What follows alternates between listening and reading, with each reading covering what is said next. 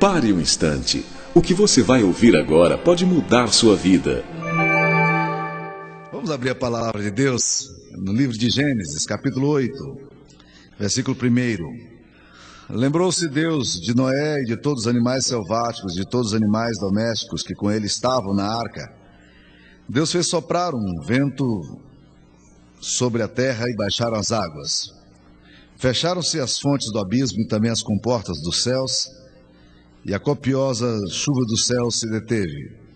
As águas iam se escoando continuamente de sobre a terra e minguaram ao cabo de 150 dias. No dia 17 do 7º mês, a arca repousou sobre as montanhas do Ararat. E as águas foram minguando até o 10º mês, em cujo primeiro dia apareceram os cumes dos montes. Ao cabo de 40 dias, abriu Noé a janela que fizera na arca e soltou um corvo, o qual, tendo saído, ia e voltava, até que se secaram as águas de sobre a terra. Depois soltou uma pomba para ver se as águas teriam já minguado da superfície da terra. Mas a pomba, não achando onde pousar o pé, tornou a ele para a arca, porque as águas cobriam ainda a terra. Noé, estendendo a mão, tomou-a e a recolheu consigo na arca. Esperou ainda outros 7 dias e de novo soltou a pomba fora da arca. À tarde ela voltou a ele, trazendo no bico uma folha nova de oliveira. Assim entendeu Noé que as águas tinham minguado de sobre a terra. Então esperou ainda mais 7 dias e soltou a pomba. Ela, porém, já não tornou a ele. Essa é a palavra de Deus, mantenha a Bíblia aberta aí. Queridos irmãos, eu vou usar nessa manhã um tipo de método de estudo da Bíblia que eu não recomendo muito e normalmente não faço. É o chamado método alegórico. Não faço porque todas as vezes que a gente tenta interpretar a Bíblia alegoricamente, a gente corre o risco de, dependendo de como o pregador é imaginativo, ele falar o que ele quiser falar do texto. Historicamente, isso tem sido um problema nas igrejas evangélicas brasileiras. As pessoas pegam um texto simbólico e alegorizam em cima do texto, e aí fazem o texto dizer o que o texto nunca quis dizer. E isso é complicado na interpretação. O nosso método de interpretação da Bíblia é o chamado método histórico-gramatical. A partir das escrituras sagradas, a gente tenta entender o contexto em que foi escrito, qual era o propósito e a intenção original do autor, que foi iluminado e foi inspirado pelo Espírito Santo, e assim nós traduzimos essa linguagem, construindo uma espécie de ponte entre o primeiro século ou os textos anteriores com os nossos dias atuais. Esse é o chamado método histórico-gramatical que eu tenho sempre pregado aqui na igreja. Existem vários outros métodos chamados subjetivos. Existe um método que foi um problema seríssimo na história da igreja, chamado histórico-crítico, que na linha da hermenêutica arrebentou com os textos das escrituras sagradas, com a crítica das formas, alta crítica, baixa crítica, e eu não quero entrar em detalhes aqui, mas hoje eu vou estudar a Bíblia com vocês usando ou abusando um pouco da minha interpretação aqui, partindo para um método alegórico. Esse texto aqui é um texto que nos fala de Noé, e aqui nós estamos estudando um personagem que é histórico. Nós estamos estudando um personagem da Bíblia que teve um chamado fantástico, um homem de fé profunda, que ouviu uma voz de Deus, o chamado de Deus para construir uma arca num lugar que era absolutamente improvável que alguma coisa como aquela pudesse acontecer. Deus o chamou e disse: eu quero que você construa uma arca. E ele então, amador, num lugar seco, resolve começar a construir uma arca naquele lugar. E vocês imaginem a crítica que ele sofreu de todos os seus amigos.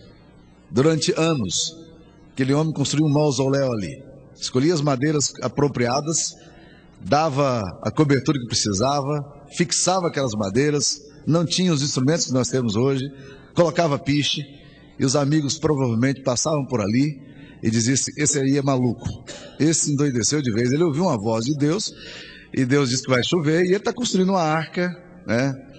E a Bíblia fala que essa história de Noé se parece muito com a volta de Jesus, que quando nós falamos que Cristo vai voltar, que ele vai construir o reino aqui na terra, as pessoas falam: olha, esse pessoal é um povo maluco, esse pessoal aí acredita que o mestre deles um dia vai voltar. que o reino na terra vai ser construído por Jesus. E aí as pessoas ridicularizam também. Mas esse texto aqui também nos fala da arca, e aqui a gente pode interpretar biblicamente, porque a arca, na primeira carta de Pedro, diz que ela prefigura o povo de Deus, prefigura a igreja. É bom pensar o seguinte, que a arca é um lugar de salvação. A arca é o lugar da presença de Deus. A arca é o lugar da vida.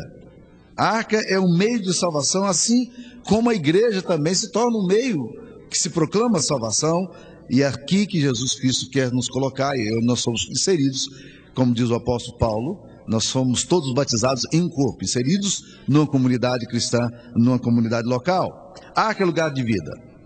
Fora da arca só existe a morte. E todos os animais que estão do lado de fora certamente gostariam de estar. Agora é bom lembrar, meus irmãos, que a igreja nunca salvou ninguém. A igreja é apenas instrumento. Mas ao mesmo tempo que nós falamos que a igreja é um meio, uma agência de proclamação da evangelização, é bom também lembrarmos que eu nunca vi um homem cheio do Espírito Santo fora da igreja. Eu nunca vi um homem que tenha entendido o evangelho, uma mulher que tenha compreendido o plano da salvação, entendido o amor que Deus teve por ele e que não ame a igreja. Eu nunca vi isso. Eu nunca vi uma pessoa cheia do Espírito Santo, nunca vi uma pessoa compromissada com o reino de Deus que não tivesse uma atitude de cooperação, de envolvimento com uma comunidade local e dissesse: eu quero colocar aqui os meus dons, os meus serviços, os meus talentos, a minha vida. Igreja é lugar de salvação. A arca é comparada, portanto, na Bíblia, com a inclusão de pessoas na igreja através do batismo, como diz o apóstolo Pedro na primeira carta dele, capítulo 3, versículo 21. Agora, preste atenção, embora a arca seja um lugar de salvação e prefigure a igreja, é bom lembrar que a arca nem sempre é o lugar mais cheiroso da face da terra. Você já parou para imaginar o que aconteceu ali na arca? Aqueles bichos tudo entrando, 2 e 2, né? E alguns não são compatíveis um com o outro, né? E ali você começa a aparecer girafa, hipopótamo. O hipopótamo não precisava, né? Podia ficar na água. Mas aparece ali animais de tudo quanto é jeito, porco, né? Aparece ali porco-espinho. e os animais vão chegando. E depois que esses animais todos chegam e entram naquela arca, é bom lembrar que eles não saem mais da arca. Suas necessidades são feitas ali. E vocês imaginam como é que é o cheiro da arca? Não deveria ser nada bom, né? Agora pergunte a algum desses animais se eles querem sair daquele lugar ali. Nenhum deles quer sair dali. Muitas vezes eu sinto exatamente assim. Muitas pessoas se cansam da igreja. Se cansam das pessoas, se cansam do tratamento, criticam a igreja. Mas é bom lembrar, meus queridos, que igreja é agência de salvação. Ela não salva ninguém, mas é ela que continua proclamando o evangelho. Milhares de pessoas são salvas porque o povo de Deus se reúne e estuda a palavra, se compromete com a palavra, se compromete com o movimento de plantação de igrejas, e assim a obra de Deus vai acontecendo. A igreja é uma agência missionária a serviço do reino de Deus. Seu propósito é existir para proclamar a salvação, tornar conhecido o nome de Jesus entre as nações, e eu estou profundamente convencido de que plantar igrejas é uma cunha no inferno. Quando uma igreja de Cristo, bíblica, neotestamentária, é plantada num determinado lugar, nesse lugar, a luz de Cristo começa a brilhar.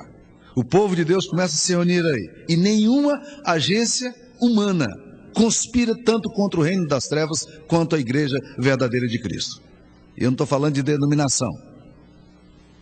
Eu não estou falando de instituição. Estou falando de igreja que ama Jesus, igreja que tem o Espírito Santo, que recebeu a Cristo no seu coração, e a Bíblia diz que Jesus tem um compromisso sério com essa igreja. Ele diz que as portas do inferno não vão prevalecer contra a sua igreja, e que ele mesmo tem um compromisso de edificar essa igreja. Ele faz essa profecia, e essa profecia é uma das profecias mais bíblicas e que mais se cumpriu na história. Já na igreja primitiva, os problemas da igreja começaram a surgir. Nós conhecemos, às vezes falamos, nós gostamos, queria que a igreja fosse a igreja primitiva. Aí eu começo a lembrar algumas coisas que a igreja primitiva tinha, que ninguém gosta. Primeira delas, a igreja primitiva tem Ananias e Safira, meus irmãos. Segunda delas, a igreja primitiva Tem gente que reclama um do outro, porque Atos 6, a instituição dos diáconos aconteceu porque um grupo de irmãos começou a murmurar porque achavam que estavam sendo discriminados, e era uma questão racial. O negócio é sério. E se você vai caminhando, você vai vendo os problemas surgindo na vida da igreja, mas é a igreja de Cristo. Se você vai para a carta de Paulo aos Coríntios, os problemas então são de naturezas gravíssimas, mas continua sendo a igreja de Cristo. E a igreja de Cristo tem que tratar de sair.